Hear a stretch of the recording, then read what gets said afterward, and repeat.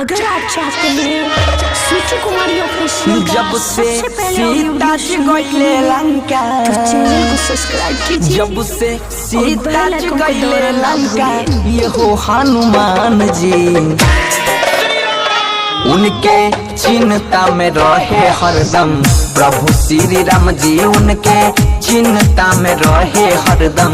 प्रभु श्री राम जी जब से सीता जी गइले लंका,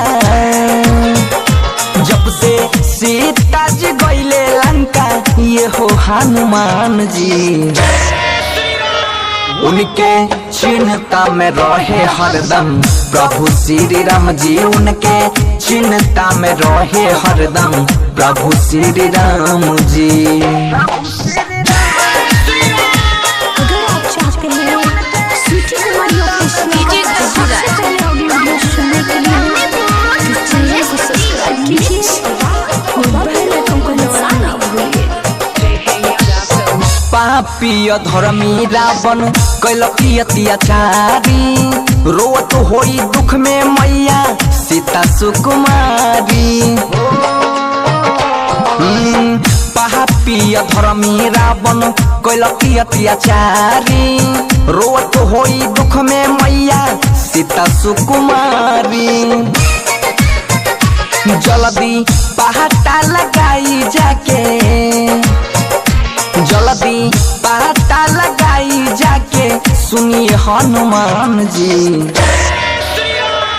उनके चिंता में रहे हरदम। प्रभु श्री राम जी उनके चिंता में रहे हरदम। प्रभु श्री राम जी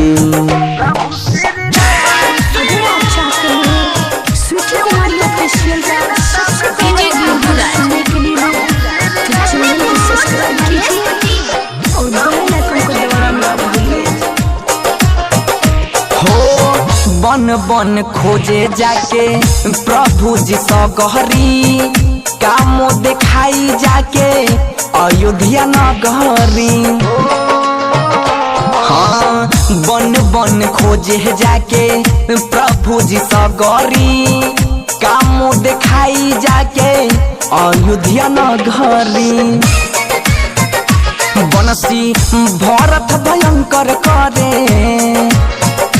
बनसी भरत भयंकर करे विनती हनुमान जी उनके चिंता में रहे हमर।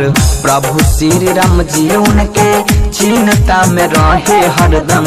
प्रभु श्री राम जी जय मां कत्यानी रिकॉर्डिंग स्टूडियो मानसी एक कन्या। JK Yadav Films। अगर आप चाहते हैं स्वीटी कुमारी ऑफिशियल का सबसे पहले ऑडियो वीडियो सुनने के लिए तो चैनल को सब्सक्राइब कीजिए और बेल आइकन को दबाना ना भूलिए।